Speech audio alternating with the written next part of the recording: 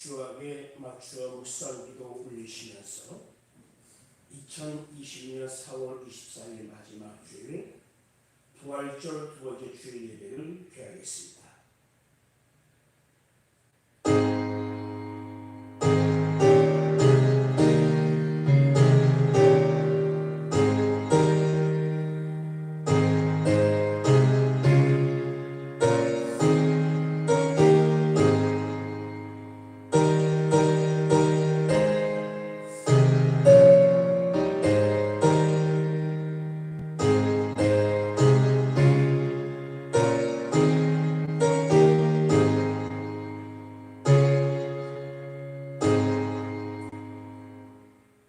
할렐루야.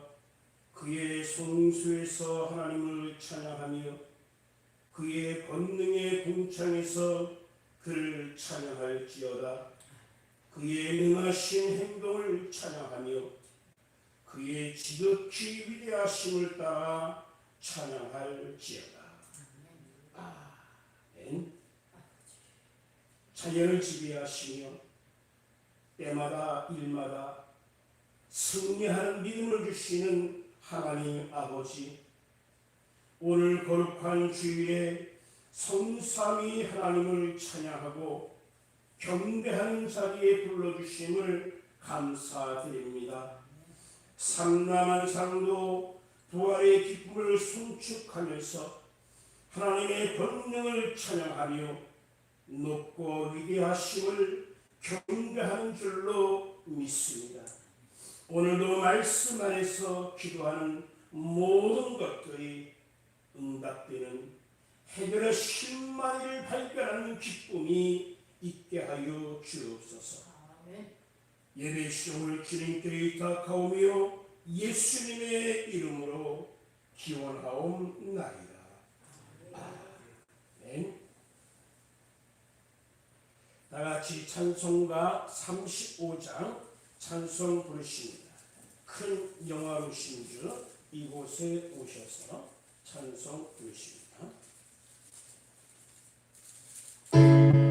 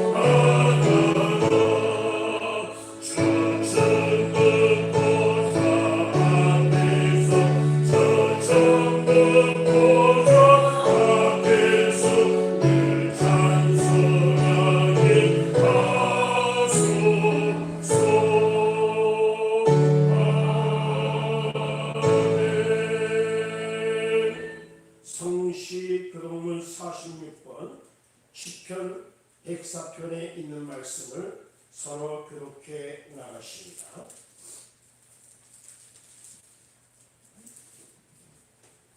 내 영혼아 여호와를 송축하라. 여호와 나의 하나님이여 주는 신이 위하시며 정의와 공의로 온 기쁘시나이다.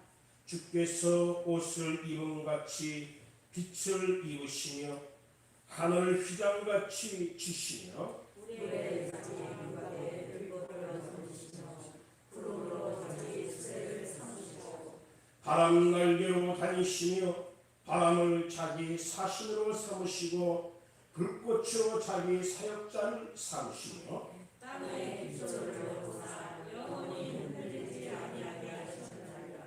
주께서 물의 경계를 정하여 넘치지 못하게 하시며 다시 돌아와 땅을 덮지 못하게 하셨나이다. 여호와께서 샘을 골짜기에서 솟아나게 하시고 산 사이에 흐르게 하사 각종 들짐승에게 하시게 하시니 들나귀로 해바라며 공중의 새들도 그 가에서 깃들이며 나뭇가지 사이에서 찢어지는도다. 그가 그의 누각에서부터 산에 물을 주어 주시니 주께서 하시는 일을 결실이 땅을 만족시켜 주는도다. 아멘. 사도신경으로 우리의 신앙을 하나님 앞에 고백합니다. 전능하사 천지를 만드신 하나님 아버지를 내가 믿사오며 그 외아들 우리 주 예수 그리스도를 믿사오니 이는 성령으로 잉태하사 동정녀 마리아에게 나시고 본디오 빌라도에게 고난을 받으사 십자가에 못 박혀 죽으시고 장사한지 사흘 만에 죽은 자 가운데서 다시 살아나시며 하늘에 오르사 전능하신 하나님의 우편에 앉아 계시다가 저리로서 산자와 죽은 자를 심판하러 오시리라. 성령은 믿사오며 거룩한 공회와 성도가 서로 교통하는 것과 죄를 사하여 주시는 것과 몸이 다시 사는 것과 영원히 사는 것을 믿사옵나이다. 아멘. 나같이 찬송가 85장 찬송 부르십니다. 구주를 생각만 해도 내 마음이 좋거든.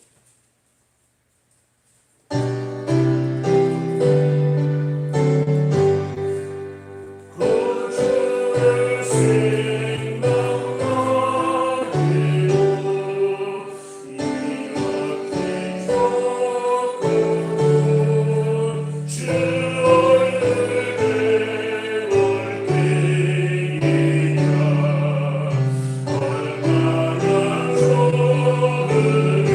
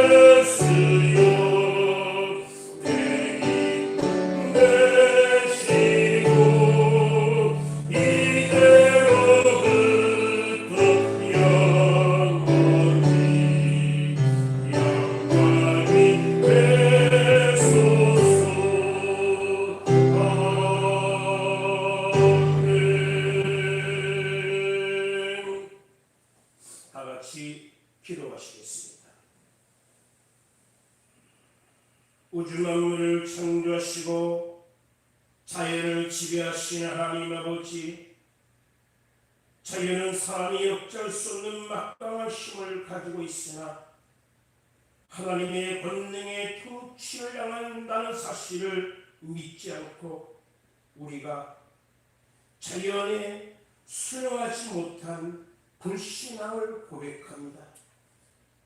전염병이 두려워 하나님 앞에 순종하는 우리의 믿음이 부족함을 고백합니다.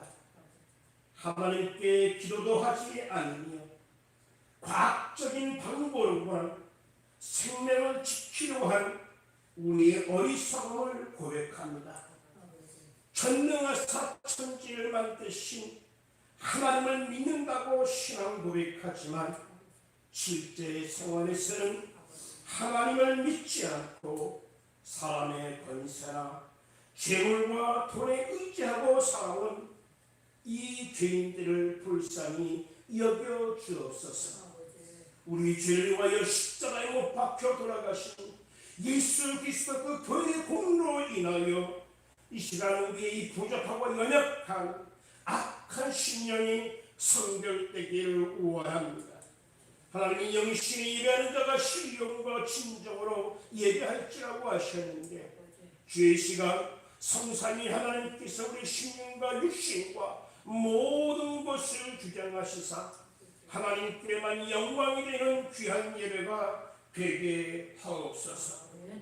어느덧 4월달도 말이 되어져 가고 있습니다. 꽃이 피는 4월, 5월 삼라만상이 변화되는 모습을 보면서 우리의 신앙도 더욱더 하나님 앞에, 우리의 믿음도 더욱더 하나님 앞에 발전되어지는 아름다운 모습이 될 수 있도록 인도하여 주옵소서. 꽃이 피면 반드시 열매가 맺혀지게 되는데 꽃만 피우는 어리석은 자가 되지 말게 하시고 반드시 열매 맺혀드리는 우리가 되게 하여 주시옵소서. 이 나라 민족을 불쌍히 여기시고 이제 정권이 바뀌어지는 이 즈음에 사랑, 설매 여러 가지 일들이 많이 있지만 믿는 우리에게는 하나님께서 모든 것을 주장하시기에 하나님을 믿는 믿음으로 이 민족을 위하여 더욱더 기도하게 하시옵소서.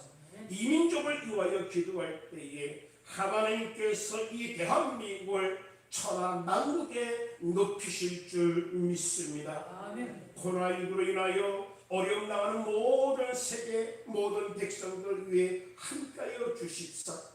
우리가 1차, 2차, 3차 심지어 4차까지 우리가 예방주사를 맞는다고 하지만 여전히 우리는 이 코로나 질병 앞에 무릎을 꿇고 있습니다. 간접일과 원한 없기는 우리는 질병에 무릎 꿇기보다는 하나님 앞에 무릎 꿇고 기도하는 우리가 되게 하여 주옵소서. 그리할 때에 주님께서 이 질병을 물리치시며 이 질병에 높이 서서 우리는 더욱더 하나님께 영광 올려드리는 하나님의 백성이 될 줄 믿습니다.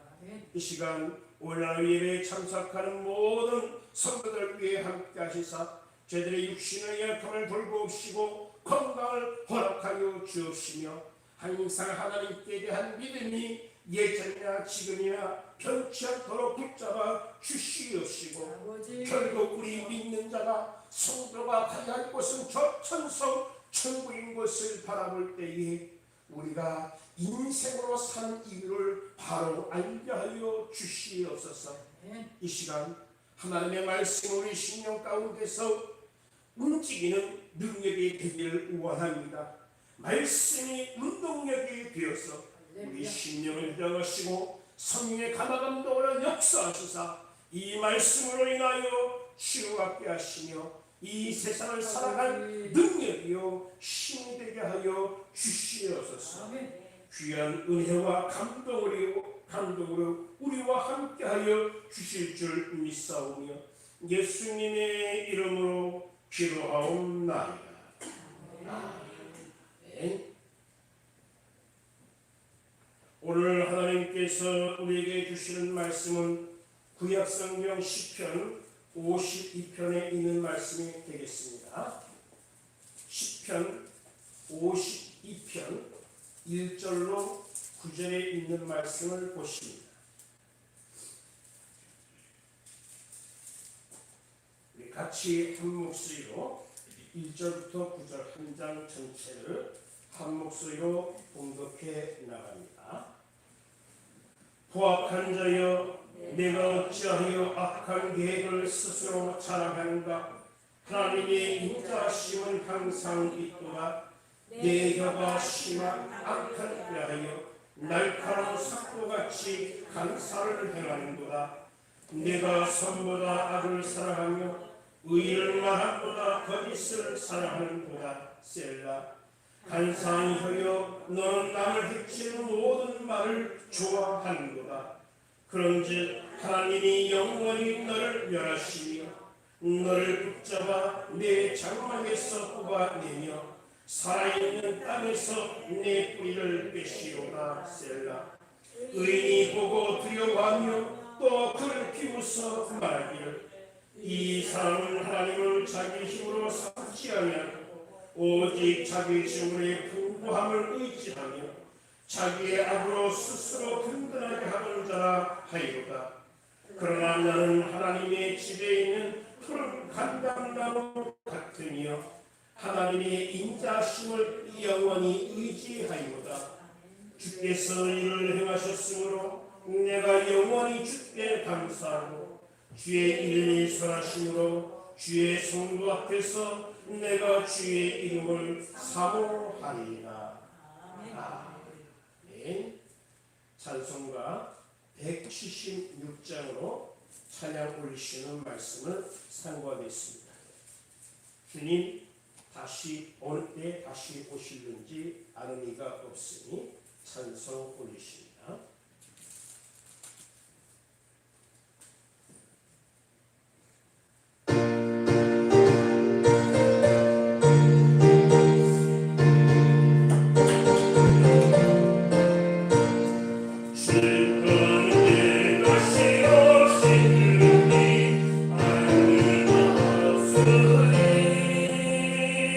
빈 막힌 높은 데 여기서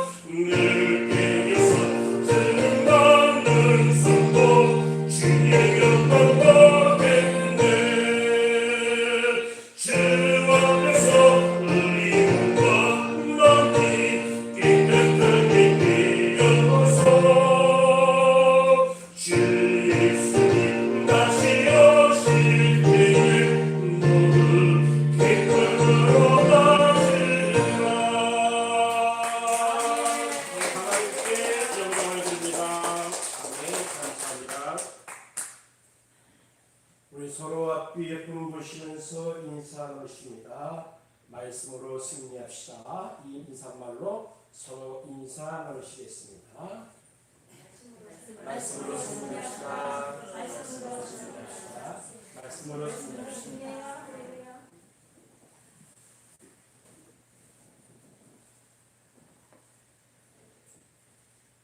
지천이 꽃입니다. 시간마다 일마다 계절마다 우리 주변에 변화되는 나무들의 모습을 봅니다. 그 모습을 보면서 나도 저렇게 아름다울 수 있다면 얼마나 좋을까라고 생각해 봅니다.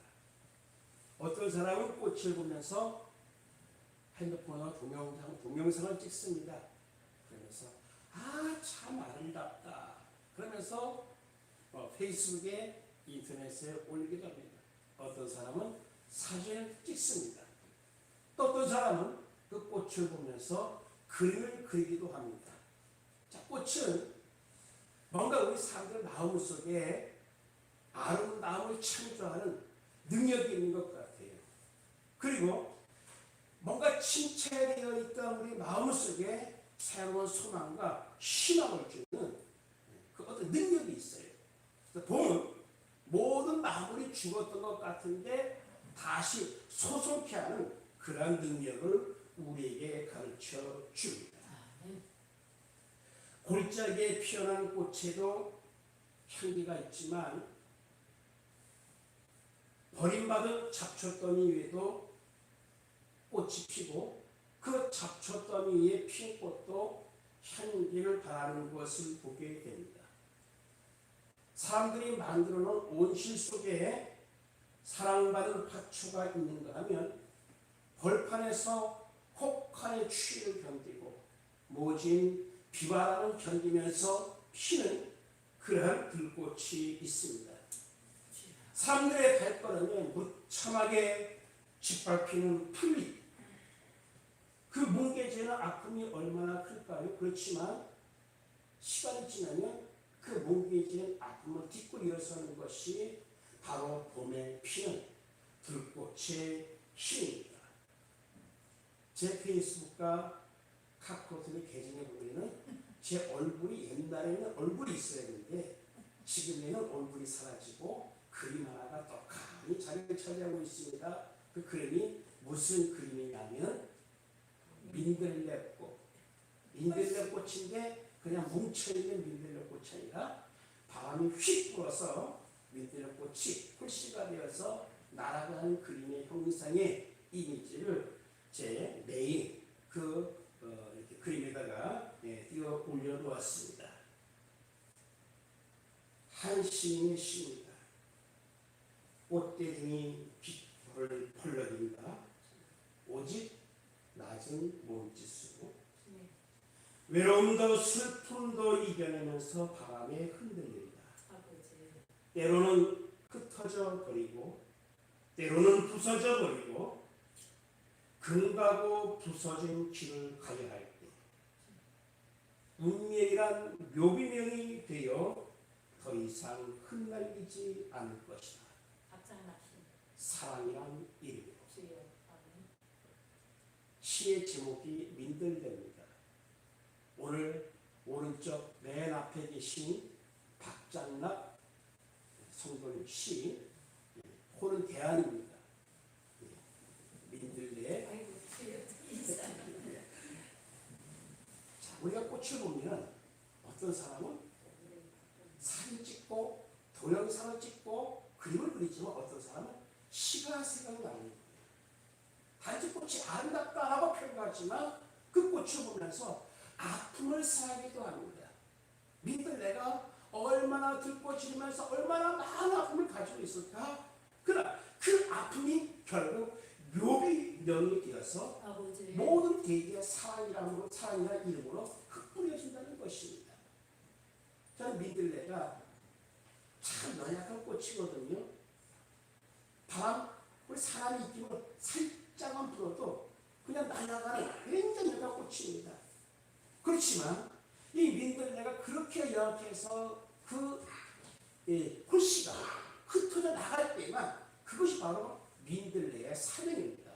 민들레는 아멘. 뭉쳐 있으면 안 돼요. 민들레는 묘비명이 되어서 다 흩어져 버려야 됩니다. 그래야지만 대지 위에 그 민들레 꽃을 피우게 됩니다. 봄, 여름, 가을, 겨울 사계절의 의미는 그 뿌리를 살찌기 위한 대자연의 섭리를 우리에게 보여주고 있습니다.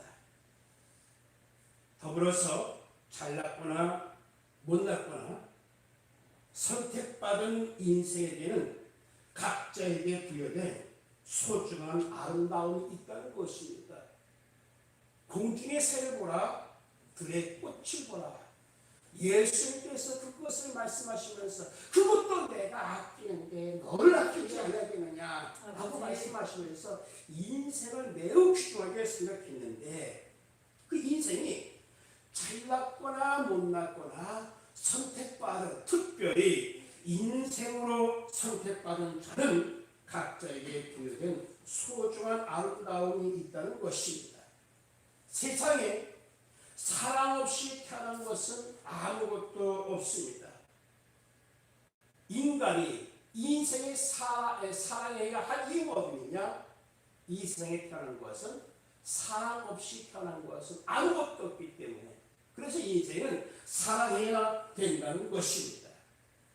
고귀하고 값비싼 옷을 걸어온다고 해서 옷걸이의 크기가 달라지는 것이 아닙니다. 고귀하고 값비싼 옷을 입는다고 해서 그 사람의 인격이 달라지는 것이 아닙니다. 가진 것이 풍족하고 지체 아무리 높은 사람이라도 이 죽음이란 골짜기를 어쩔 수 없이 다 지나가야 됩니다. 인생은 이 죽음의 골짜기 앞에서 좋은 옷을 입은 사람이나 그렇지 않은 사람이나 그 어떤 사람이든지 이 앞에서는 누구도 피할 수가 없는 것입니다. 그래서 하늘의 기준은 우리의 생각과 같지 않습니다. 인생으로 태어났으니 사람으로 태어났으니 인생으로 사는 이유는 하루를 살아도 부끄럽지 않게 살아가야 된다는 것입니다. 아멘. 나무잎 하나조차도 닮은 꼴이 없는 까닭은 바로 하나님께서 이 세상을 조금이라도 더 아름답게 꾸미기 위한 하나님의 섭입니다. 인생도 마찬가지입니다. 똑같은 인생이 한 명도 없어요. 저마다 이 인생을 살아갑니다. 인생이 인생으로서 겪는 것이 하나님의 섭리라면, 인생이 하늘의 진리라면 이 초자연적인 하나님의 섭리에 순응하면서 살아가는 우리가 되어야 됩니다. 특히 우리는 인생 가운데에 선택받은, 특별히 선택받은 하나님의 성도로서 택함받았습니다. 성도는 되는 대로 맞이 못해 피는 꽃이 아닙니다. 성도는 한 번뿐인 이 생명을 아무렇게나 살아서는 안 됩니다. 다 인생으로 살아가는데 우리 성도는 인생으로 살아가는 이유가 있습니다. 아멘.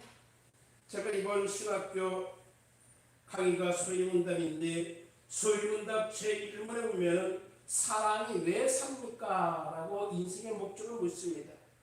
그 인생의 목적의 답을 이렇게 말하고 있습니다. 사람이 사는 이유는 하나님을 영화롭게 하는 것과 영원토록 그를 즐거워하는 것이다. 아멘. 성도가 살아가는 이유, 인생으로 살아가는 이유가 있는데 모든 인생이 전부 다 살아가지만 우리 성도는 하나님을 영화롭게 하는 것과 영원토록 그를 즐거워하는 삶을 살아야 됩니다. 그렇게나 살지 말고 뭔가 이유가 있어야 될 거 아니에요. 똑같이 인생을 살 이유가 있지만 우리는 보다도 특별한 이유가 있다는 것입니다. 오늘 본문의 다윗은 악인들에 대해서, 특히 이 도액이라는 사람이 악인이었는데 얼마나 다윗을 갈구었는지, 이 다윗은 온전히 하나님을 의지한다고 하지만 이 속사람에 심겨진 그것을 감출 수가 없습니다. 그래서 악인은 반드시 하나님께서 보호해달라고, 의인은 반드시 하나님께서 그 지킨 그 의 믿음대로 주님께서 보상해달라고 기도하는 것을 보게 됩니다. 오늘 본 말씀에도 그와 같은 내용입니다. 도대체 악인이 어떤 사람이냐? 자기 힘을 자랑하는 악인은 스스로 악한 대로 자라며 삭도같이 간섭해하고 혀가 심히 악한 악을 꾀하고 손보다 악을 사하고, 오늘 본 말씀을 쭉 보면 악한 사람은 이러한 사람이다 라고 말하고 있습니다. 그 악한 사람 가운데 선한 사람이 같이 살아가는데, 그래서 다윗은 나는 하나님의 집에 있는 푸른 감람나무 같았어. 내 주변에 하나님 있지만 그러나 내 심령은 하나님 손전에 있어서 푸른 감람나무 같았어. 악인이 그렇다 할지라도 하나님의 인자심을 영영히 의지하겠습니다 라고 고백하고 있습니다. 세상 사람들이 다 그렇다 해도 나는 하나님의 백성이기에, 하나님의 선택된 백성이기에 나는 이렇게 살겠습니다 라고 고백하는 것이 오늘 본문에서 다윗의 신앙 고백입니다. 그럼 다윗은 인생으로 사는 이유에서 어떻게 고백하고 있습니까? 먼저 인생은 악보다 선을, 거짓보다 옳게 말하며 살아가야 됩니다. 가만히 우리 주변의 신생자를 보면은 으스입니다. 그리고 그 혀는 파멸을 말하는 것을 보게 됩니다. 그래서 오늘 다윗은 이렇게 악한 사람이 거짓된 혀를 가지고 의시되는 그것을 가리켜서 뭐라고 표현하냐면 면도날 같다, 삭도와 같다 이렇게 말하고 있습니다. 악한 사람은 착한 일보다 악한 일을 더 좋아하고 진실을 말하기보다 거짓을 더 좋아한다. 거짓을 더 좋아한다. 온갖 패러운 말을 즐겨하는 것을 좋아합니다. 이게 악인의 습성이에요. 악인의 습성이에요. 무조건 말을 뱉어놓고 아니면 말고 하는 식의 이런 말들이 우리 주변에 얼마나 많이 있습니까? 다윗은 이러한 악한 계획을 자랑하고 혀로 악을 꾀하고 손보다 악을 자랑하는, 오늘 이 본 말씀에 그 성경 말씀 손을 찍으면 제목이 있는데 도액이라는 사람의 이름이 나옵니다. 그 도액을 고발하면서 도액아 너는 거짓보다 의로운 말을 해야 한다라고 말씀합니다.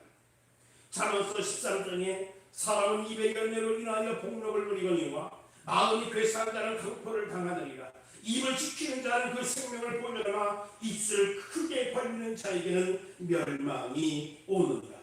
아버지. 사람의 입이 참 중요합니다.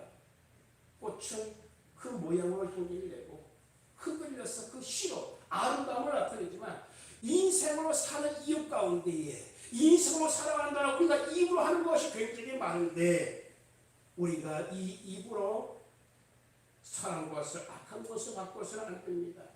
거짓을 말해서는 안 됩니다. 다윗이 밧세바를 범하여 잘못했을 때에 자기의 가늠죄를 숨기기 위해서 이 밧세바의 남편 우리아를 죽입니다. 가늠죄를 해결하다가 남편 우리아를 죽이는 살인죄까지 범하게 됩니다. 죄가 죄를 낳은 것입니다. 이때 나단 선자가 다윗에게 찾아가서 비유로 말씀합니다. 부자에게 어떤 행인이 왔는데 자기 것을 아껴놓고서 가난한 자의 것을 빼앗아서 그 찾아온 사람에게 대접해 주었다. 그러자 다윗이 번역하는 거죠. 어떻게 그런 나쁜 놈이 있느냐라고 할 때에 나단 선자가 당신이 바로 그 사람이요, 당신이 바로 그 사람이요. 이때 다윗은 핑계도 되지 않습니다. 바로 그 앞에서 거짓말하지 않고 잘못했다고 무릎을 꿇습니다. 누구나 다 죄를 범할 수도 있습니다. 죄일 수밖에 없습니다. 그러나 악으로 판단이 됐을 때는, 거짓으로 판단이 됐을 때는 내가 거짓말을 했습니다, 내가 잘못했습니다 라고 말하는 것, 이것이 바로 옳게 말하는 것입니다. 바로 이것이 인생으로 살아가는 이유입니다. 예배 설교 도중에 갑자기 한 교인이 벌떡 일어나서 교회 밖으로 나가버렸습니다. 목사님이 항상 볼 때는 너무나 조용한 성격을 가진 그러한 성도여서 이 목사님이 깜짝 놀랐어요. 저 성도님이 항상 조용하게 말씀을 듣는 분이신데 내가 갑자기 일어나서 나갔을까? 내가 다 끝나고 그 성도의 부인에게 물었습니다. 도대체 왜 갑자기 예배드리는데 벌떡 일어나서 나왔습니까? 내가 너무나 당황스러워 깜짝 놀랐습니다.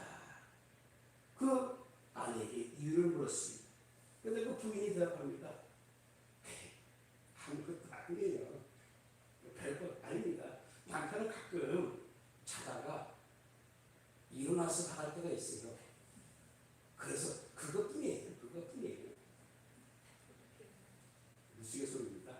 우스갯소리인데 이 비유에는 복합적인 의미가 있죠. 복합적인 의미가 있죠. 우리가 인생으로 살아가는 여러 가지 이유가 있는데 인생으로 살아가는 이유가 있는데 우리가 사람 앞에 거짓을 범하는 죄를 범할 수 있습니다. 그러나 하나님 앞에는 모든 것이 다 솔직해야 됩니다. 이것이 인생으로 살아가는 이유입니다. 인생은 재물보다 하나님을 의지하며 살아가야 됩니다. 다윗은 하나님께서 반드시 악인을 영원히 망하게 하실 것이다. 하나님께서 그 악인을 낚아채어서 집 밖으로 내어쫓을 것이다. 땅에서 뿌리채 뽑아버릴 것이다 라고 말하고 있습니다. 그래서 이 악인이 이렇게 되는 것을 보고 의인이 하나님을 두려워하게 됩니다. 그리고 의인이 그 악인을 비웃을 것이다 라고 말합니다. 하나님을 자기의 피난처로 삼지 않았던 사람들에게 어떠한 일이 일어나는지를 다윗은 본문에 있는 말씀을 통해서 말씀을 주고 있습니다. 자기 제사를 믿고 다른 사람을 파멸시키면서 점점 힘을 키워간 이 도액이라는 사람에 대해서 네가 결말이 어떻게 되는가? 네 결말을 뿌리채 뽑아서 낚아채서 집 밖으로 내쫓고 뿌리채 뽑아버리는데 너의 그러한 형편을 바라보면서 사람들이 비웃을 것이다. 그리고 그 의인들은 하나님을 두려워할 것이다 라고 말하고 있습니다. 우리가 인생으로 살아가면서 재물이 없이는 살아갈 수는 없지만 재물보다 우리는 하나님을 의지하며 살아가야 됩니다. 믿는 자가 성도가 하나님의 영광을 위해서 산다는 것은 너무나 타당합니다. 이거 100% 일세예요. 반론을 제시할 조금의 여지가 없습니다. 성도가 믿는 자가 하나님의 영광을 위해서 산다는 것은 너무나 당연해요. 그런데 간혹 우리 예수 믿는 사람들이 너무나 어처구니가 없는 이유로 하나님의 영광을 가릴 때가 많이 있습니다. 특히 무엇과 관련해서 재물과 관련해서 이런 일들이 나도 모르는 사이에 어처구니없게 발생이 되어집니다. 이것 때문에 하나님의 영광을 가리게 됩니다. 바사 나라에서 왕의 술관으로 높은 지에 있었던 느헤미야가 있었습니다. 하나님의 사람이었습니다. 예루살렘에 있는 성벽이 무너졌다는 소식을 듣고 4개월 동안 금식하며 걱정하며 기도합니다. 이 모습을 본 바산 나라의 왕이 너무나 아끼는 종이거든요. 너 왜 그러냐? 왜 이렇게 모습이 수치되지 않느냐? 그러니까 우리 고향 나라, 우리 이스라엘 나라의 예루살렘의 성벽이 이렇게 무너졌다는 소식을 내 동생 하나님을 통해서 들었습니다. 너무나 마음이 아픕니다. 밥을 먹을 수가 없습니다. 잠을 잘 수가 없습니다. 그래서 제 모습이 이렇습니다. 한번 가고 싶습니다. 이런 이 느헤미야가 이 바사는 그럼 갔다 와. 자, 느헤미야는 왕의 술관 높은 지위에 있었습니다. 재물이 있었습니다. 높은 명예와 권세를 가지고 있는 사람입니다. 고향이 어찌됐든 예루살렘 성벽에 어찌됐든 거기에 신경 안 써도 될 사람입니다. 왜? 그 사람 느헤미야 자신 모든 것에 풍족하기 때문입니다. 그러나 하나님의 사람은 그렇게 돼서는 안 된다는 겁니다. 아무리 높은 지위에 있다 할지라도 하나님의 사람은 그것 때문에 예루살렘 성벽이 교회가 성전이 그렇게 됐다는 것 때문에 부귀보다 명예보다 나는 내 고향 그 예루살렘 성벽 중수를 위해서 돌아가야 되겠다. 보기보다 하나님으로 살아가는 이유가 바로 우리 인생으로 사는 이유입니다. 살아가는데 보기가 필요하지만 그것보다 하나님으로 살아가며 이유 있는 삶을 사는 것이 바로 인생으로 살아가는 성도의 삶의 이유입니다. 내 아들 솔로몬아 너는 내 아비 하나님을 알고 온전한 마음과 기쁜 뜻으로 섬길지어다. 여호와께서는 문 마음을 감찰하사 모든 사상을 아시나니 내가 저를 찾으면 만날 것이야 버리면 저가 너를 영원히 버리시리라. 우리의 심령이 하나님을 향할 때에 하나님께서 늘 우리와 함께하여 주실 줄 믿습니다. 또 우스개 예화를 말씀드립니다. 40대 중년 아들이 그의 늙으신 어머니에게 교회에 가기 싫은 3가지 이유를 말했습니다. 어머니, 교회 가기 싫습니다. 첫째는 너무나 아침 일찍 일어나야 되는 것이 참으로 힘듭니다. 힘들어서 못 가겠습니다. 둘째는 성가 대원들이 찬양하는데 너무나 음이 안 맞아서 듣기가 너무 힘들어서 못 가겠습니다. 세 번째는 교회 장로님들이 왜 이렇게 기도를 못 길게 하는지 기도 시간이 너무 길어서 언제 끝날지 몰라서 항상 긴장이 돼서 못 가겠습니다.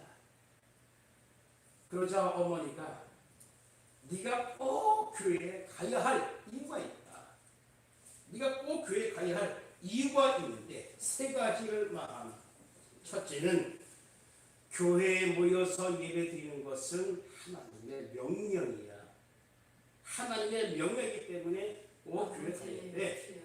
두 번째, 주일날 예배드리는 것은 신앙생활의 기본이기 때문에 꼭 가야 돼.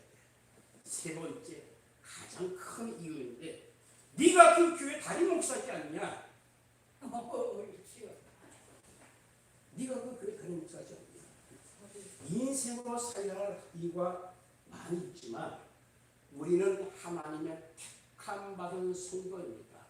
김씨, 시박씨, 저마다 인생이 다 있습니다. 오늘 여기 앉으신 분도 다 저마다 성이 다 드립니다. 그러나 우리에게는 공통적인 성이 있습니다. 그것은 무엇이냐? 성도입니다. 믿는 자입니다.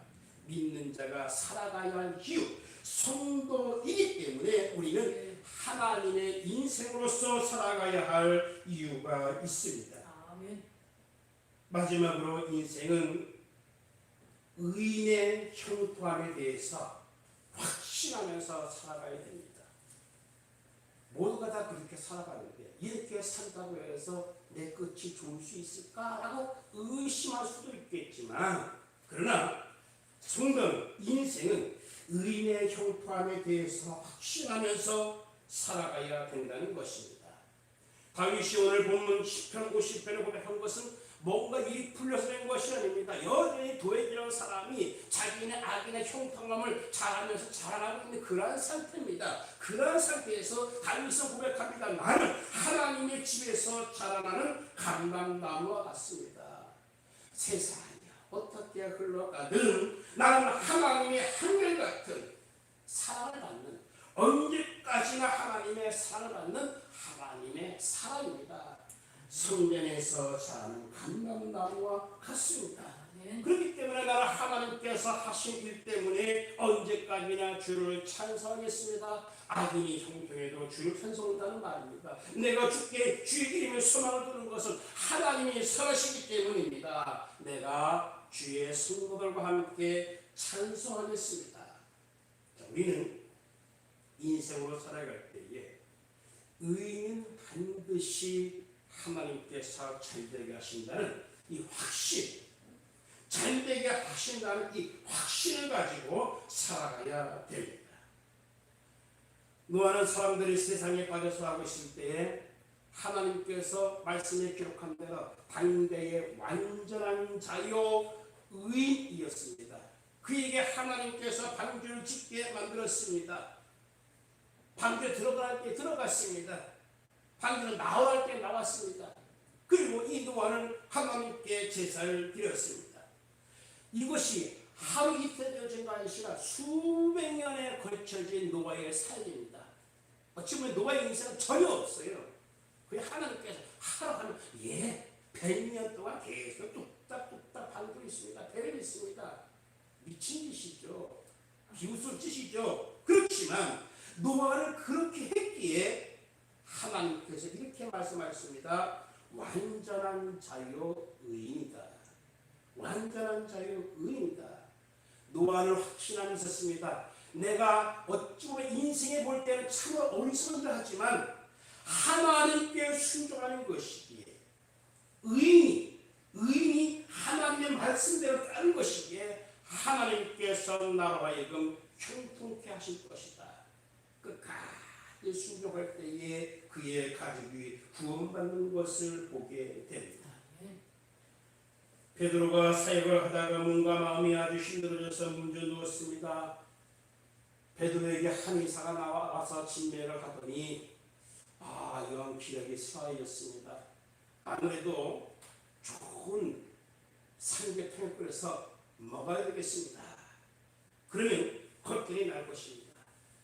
그래서 이 베드로가 이 한 의사 말대로 삼계탕을 끓여서 먹었더니 걱정이 나왔어요. 사람들이 놀라서 그 용한 한 의사에게 찾아왔습니다. 도대체 그렇게 끙끙 앓았던 베드로가 어떻게 그렇게 이렇게 몸이 이렇게 성하게 났습니까? 그러자 이 한 의사가 말합니다. 베드로가 주님을 부인한 죄책감이 치유되지 않았어.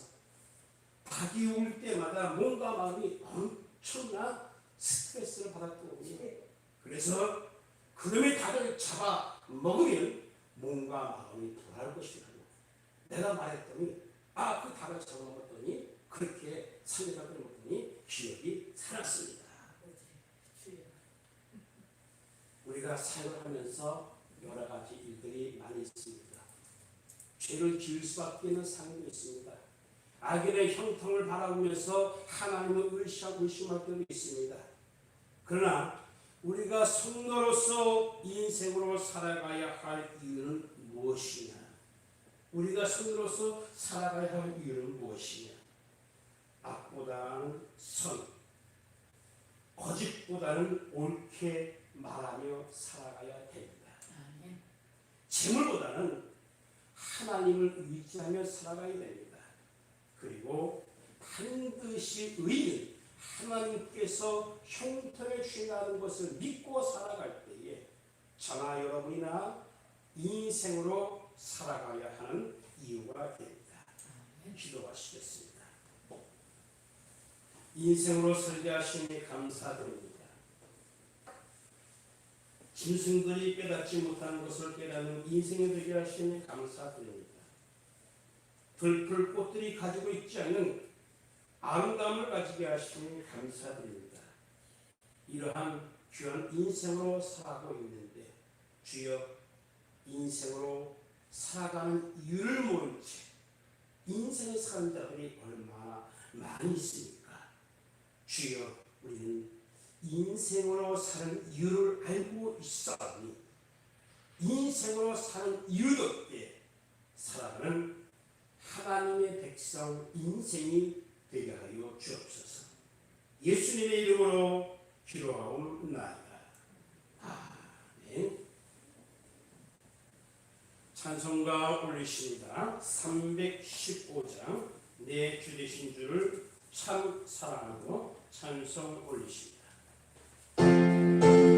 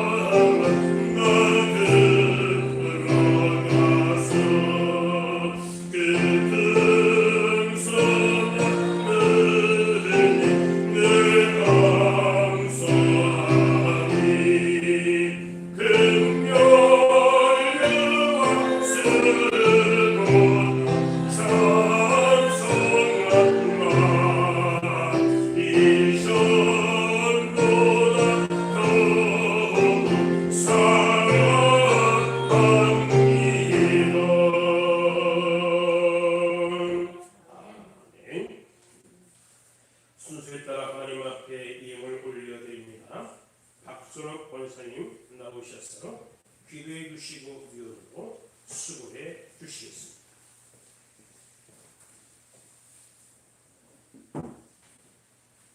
기도하겠습니다.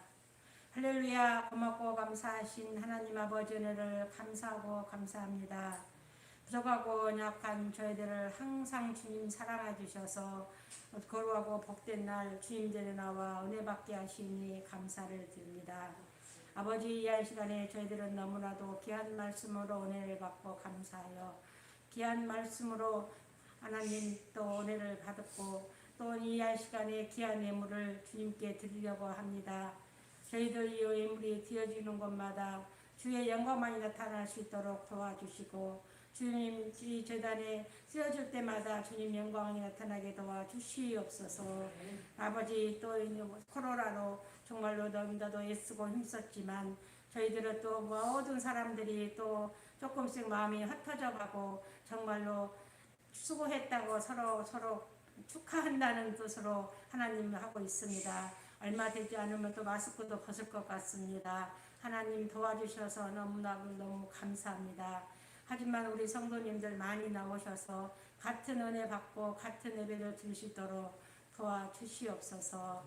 귀한 예물 주님께 드리오니 주님 손길에 주님 전에 쓰여지는 이 헌금이 함께해 주시기를 원하고 간절히 기도하며 예수님의 이름으로 감사하며 기도드렸습니다. 아멘.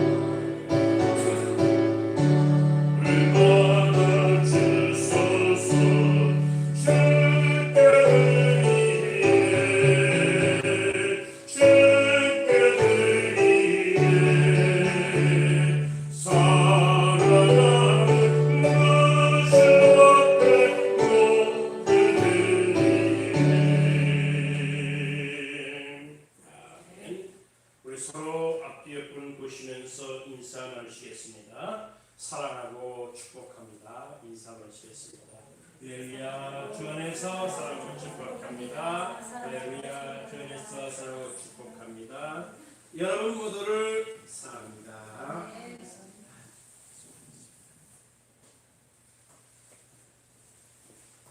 교회 앞에 광고의 말씀 전해드리도록 하겠습니다. 2022년도 교회 표는 하나님의 뜻을 이루는 교회입니다.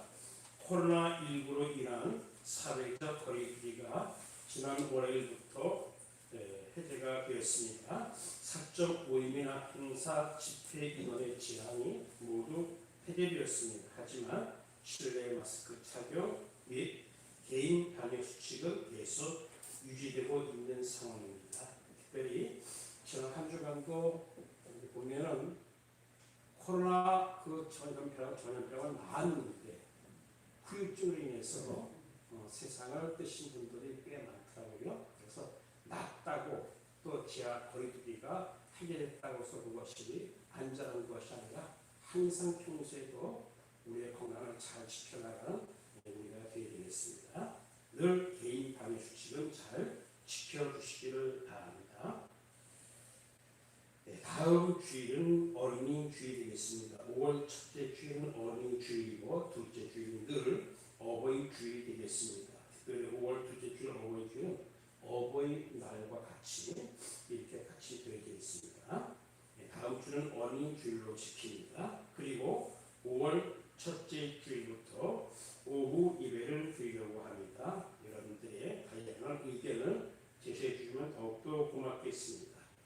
특별히 주보의 5월 예배위원회 주일 오후 순서에서 격주강력으로 가족과 함께 이렇게 해놨습니다. 그래서 한꺼번에 갑자기 계속해서 이루어지는 것보다는 서서히 회복해야 되겠다. 그리고 5월 달은 가정의 달이기 때문에 가족과 함께 지내는 이런 시간을 마련했습니다. 그래서 여러분들이 5월 달 예배를 더욱더 많이 회복하기 위한 시작한 달로 알아서 예배에 많이 임해 주시기를 바랍니다.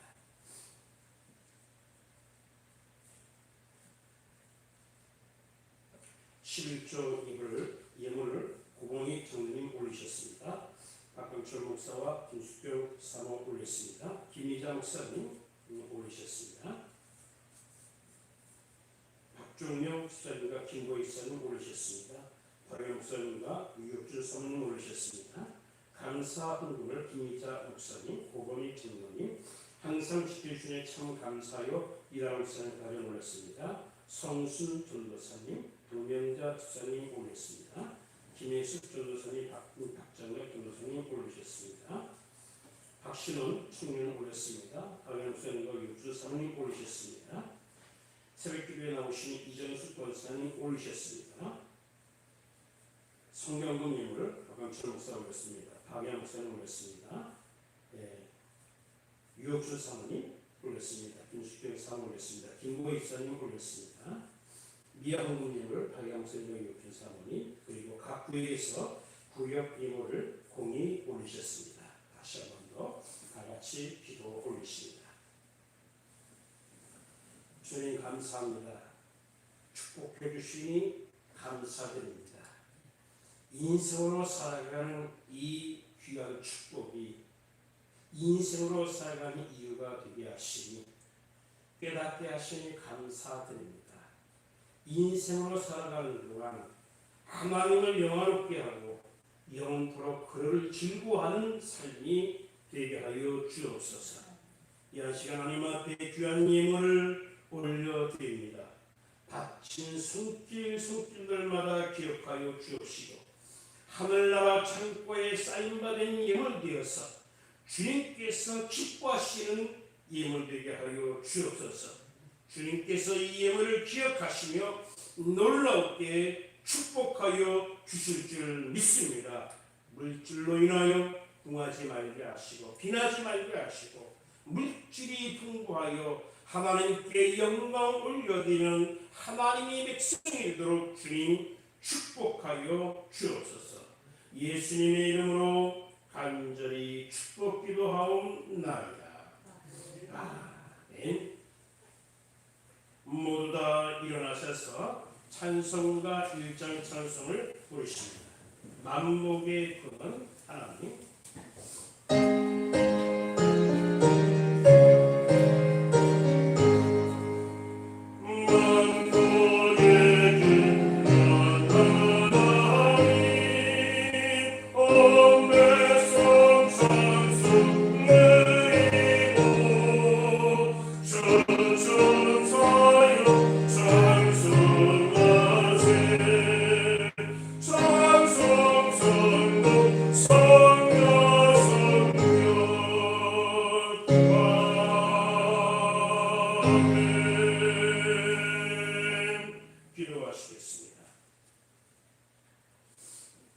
지금은 우리 구주 예수 그리스도의 놀라우신 은혜와 하나님 아버지의 극진하시고 만극하신 사랑하심과 성령님의 감화감동 역사 교통 충만해 주었으니 인생으로 사는 이유를 알았기에 하나님 앞에서 성도로서 아름다운 삶을 살아드리기를 원하는 이 자리에 모이신 사랑하는 성도들 위해 저들의 가정과 직장과 사업체 위에 자녀와 사랑하는 부모님들 위에와 온라인으로 예배드리는 모든 성도들 위에 총회와 신학교 위에 이 나라 이민족 위에 지금부터 영원토록 함께 계실지어다.